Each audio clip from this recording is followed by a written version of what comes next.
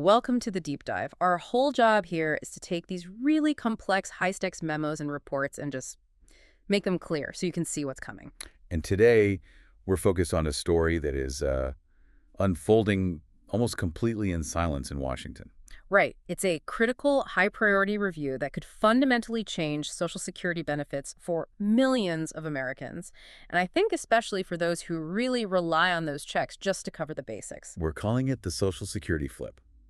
Our look at the internal documents confirms there's this quiet, really accelerated policy review happening. And this wasn't just some committee idea. No, not at all. This was personally triggered by a specific request, a signature from President Trump, and it's targeting three foundational parts of Social Security that have been, well, pretty much untouched for over 40 years. And the timeline here is what really jumps out. This didn't follow the usual process, the years of public debate.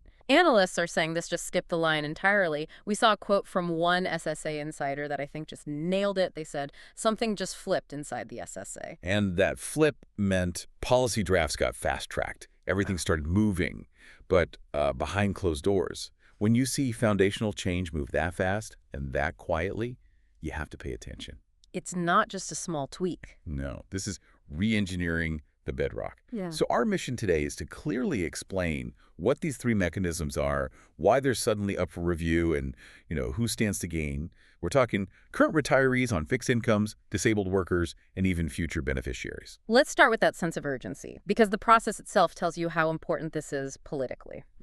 This review wasn't just sent through the normal channels. It got labeled high priority by the Senate Finance Committee. Which is a big deal. That's a category they almost never use unless something is incredibly time-sensitive or politically critical. All with no public announcement. It's a real historical anomaly. Yeah. I mean, you compare this to the last time we saw changes, the 1983 Social Security Reform Act. That was everywhere. Months of public fights, commissions, constant media. Exactly. This is the polar opposite. It's fast, it's centralized, and it's being driven by this stated need to modernize the system before it hits, more financial strain. So if they're going after parts of the system that haven't been touched since the Reagan administration, what's the problem they're trying to fix? What are these three foundational pieces? You can think of them as the three big levers of how benefits are distributed. First, there's the cost of living adjustment, or COLA. How much your check goes up each year. Right. Second is something called payment prioritization. That's basically who gets paid first if the system is under serious stress. Okay. And the third, which is the most innovative and probably controversial one, is a proposal for a dividend redistribution model. It would link external federal money to Social Security payments. That third one definitely raises some questions. But first, what's the core motivation here? Why this push? Why now? The documents are pretty clear on the stated concerns. The administration seems to believe the current system is failing. It's not keeping up with real inflation for seniors, it's not protecting the most vulnerable people, and it's not fairly rewarding a lifetime of work in today's economy. The main driver is really that the system just wasn't built for the kind of inflation pressure we're seeing now. Precisely. That makes sense. I mean, you talk to anyone on a fixed income and they'll tell you that. So let's do a deep dive on that first proposal. Recalibrating COLA. Many retirees feel like their COLA increase is almost a joke because it doesn't match what they're actually spending money on. Well, and that's because the current formula, which has been around forever, uses what's called the CPIW, the Consumer Price Index for urban wage earners and clerical workers. So it's tracking the costs for working people, not retirees. Exactly.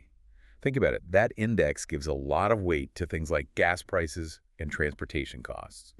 Things younger, working people use a lot. But when you retire, your spending habits completely change. They shift dramatically. For a senior, most of their money is going to housing, to food, and this is the big one, to massive healthcare and prescription drug costs. The CPIW just doesn't capture that pressure well at all. And that's why you get that feeling where inflation feels like it's at 5%, but your benefit only goes up, say, 2.5%. Yeah. So what Trump's team is looking at is a different CLA formula. We saw a quote from SSA analyst Dr. Emily Carter, who said the goal is a recalibration that aligns increases with lived economic conditions rather than outdated formulas, Lived economic conditions. So that means moving away from a general one-size-fits-all number. and moving toward one that specifically targets the inflation that seniors are actually feeling. So if they actually started tracking, say, regional health insurance costs or the price of assisted living, Yeah, the increases could be a lot higher and much more targeted. that's the whole idea. It shifts the focus. It would mean higher benefits are going to the people who need that purchasing power the most, because that's where inflation is hitting the hardest. Okay, so that covers how much money people get. Let's talk about when they get it. This next one is payment prioritization. I think most of us just assume if the government owes you money, you get paid. Right, but this proposal is about what happens in a crisis. It's a philosophical change about who is most essential to pay first during, say, a severe economic downturn or some kind of major administrative delay. And how is it a major shift? The current rules are rigid. The new idea is pretty radical because it's built around vulnerability, not status. If this goes through, lower-income retirees, disabled workers, and people on SSI will be moved into a higher priority tier. Okay, wait, let's pause there because that's important. For anyone listening who might not know the difference, what's the distinction between SSI and SSDI? People mix them up all the time. And that's crucial for understanding this. So SSDI, Social Security Disability Insurance, that's for people who worked long enough and paid into the system, but now they're disabled. So they have a work history. Correct. SSI, or Supplemental Security Income, is different. It's a needs-based program. It's for the aged, blind, and disabled who have very little income and resources. It's really designed as a poverty safety net. Got it. So this proposal isn't just about prioritizing former workers who became disabled. It's about explicitly prioritizing the most economically fragile citizens first, the ones on SSI who rely on that absolute minimum safety net. You've got it.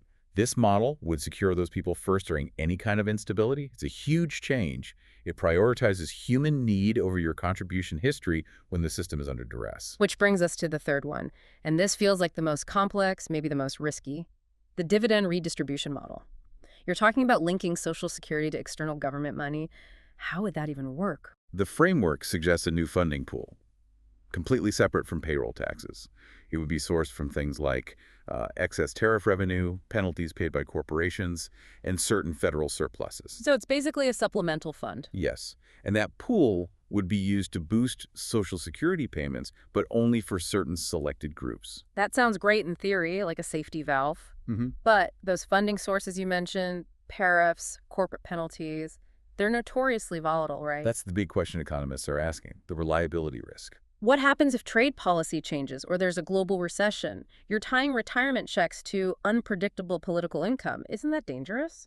The proponents argue that it's only meant for supplemental payments, sort of like a buffer or a bonus, not the core benefit. But there's a key phrase in the memo that suggests a much bigger long-term plan. It says these adjustments would shift benefit distribution patterns in unprecedented ways. Okay, and when you hear a phrase like that, it suggests the core structure, the one funded by payroll taxes, isn't sacred anymore. Right. It suggests the government is looking for permanent ways to subsidize the system with non-traditional money. It's signaling a comprehensive rewrite, treating Social Security not just as earned insurance, but as a tool for targeted financial support. All right, let's get to the bottom line for people. Let's talk about the analysis of who the winners are and who might face what the memo calls recalibrated expectations. Who benefits most from all this? The internal analysis is very, very clear on this. The biggest potential winners are fixed-income seniors who are currently earning under about $32,000 a year. Okay. This is the group, as we discussed, that's getting hammered by medical and housing inflation. Under this revised GLA, they could see yearly adjustments that are 3 to 6% higher than what everyone else gets. Wow, 3 to 6% higher every year, is it? That's life-changing for someone on a really tight budget. Right. What about people on SSI and SSDI? They're big winners under the prioritization model. They get moved into what the policy is calling a protective tier. Which means they get paid first in a crisis. Yes, but not just that. The memo also suggests they could get early inflation adjustments in the first quarter of the year ahead of schedule if inflation is high. It's basically a redistribution of financial stability to shield the most vulnerable first. So now for the twist, as they call it, which affects higher earners. If this new money is being aimed at the most vulnerable, does that mean smaller gains for people who earned more? That is what the analysis suggests, yes. High-earning beneficiaries, or people with a lot of other retirement savings, they're listed at the bottom of the priority list for these new supplemental payments. And the memo avoids words like cuts. Oh, absolutely. Mm. The term it uses is recalibrated expectations. Recalibrated expectations. Let's translate that for everyone listening. What does that actually mean in practice? It means a softer growth curve for those high-income folks, especially when it comes to any extra payments from that external revenue. Your base benefit is still there, but any bonuses or bigger COLA adjustments are heavily targeted towards the lower income tiers. So the whole point is to move away from this one-size-fits-all system. Exactly. And to create entirely new tiers of benefit distribution based on your current economic vulnerability, not just on your lifetime earnings. The system is potentially shifting from a purely transactional insurance model to a tailored economic protection model. Where what you paid in still matters, of course, but your current financial need dictates how fast your benefit grows and how secure it is. That's the core of this whole change. Yeah. And we have to stress, this is not just a theory. The schedule attached to President Trump's request shows real urgent movement. The Social Security Administration has to submit a preliminary readiness report in the next 60 days. 60 days. That confirms this isn't just a discussion. Analysts are modeling these scenarios right now. So what should people be looking for once that report is filed? Once that readiness report gets to the Senate, you should start watching for what we're calling early indicators on your own SSA portal online. What kind of things? It could be anything. New tabs, maybe new notifications, changes to eligibility information that hint at these new structures. Just staying informed about your own status, your benefits, your filing history, it's like a shield against being surprised. And if this all gets approved, we understand the rollout is planned in 3 phases. That's right. Phase 1 would likely be the COLA recalculation for low-income seniors. Phase 2 would be setting up that new payment prioritization structure to protect vulnerable groups. And phase 3. Phase 3 would be introducing the dividend redistribution model. But that one, again, really depends on if those external revenue sources actually meet their projections. So the bottom line here as we wrap up is that foundational changes are being worked on right now. You won't wake up tomorrow and your Social Security check will be different. No, not at all. But the machinery underneath it all, the rules that govern how your benefits grow and how secure they are in a crisis, that's what's being rewritten. Absolutely. We're in a rare moment where you have presidential influence, serious economic pressure, and policy innovation all colliding. These changes aren't small. They are designed to fundamentally readjust who is protected in our current economy. So our final guidance to you is to really focus on your own awareness. Take a few minutes today, log into your SSA account, look up your current benefit amount, check your earnings record. If these new benefit tiers get created, the people who understand their own status will be the first ones to take advantage of new benefits or at least understand what's happening. And here's the thought I'll leave you with. If this new CLA model is really going to focus on lived economic conditions, what non-traditional things will the SSA start tracking? That's a great question. Will they be monitoring regional healthcare costs, the price of a specific basket of groceries, local rent prices, and more importantly, how fast will the government need to collect and use that data to actually help the people with the tightest financial margins?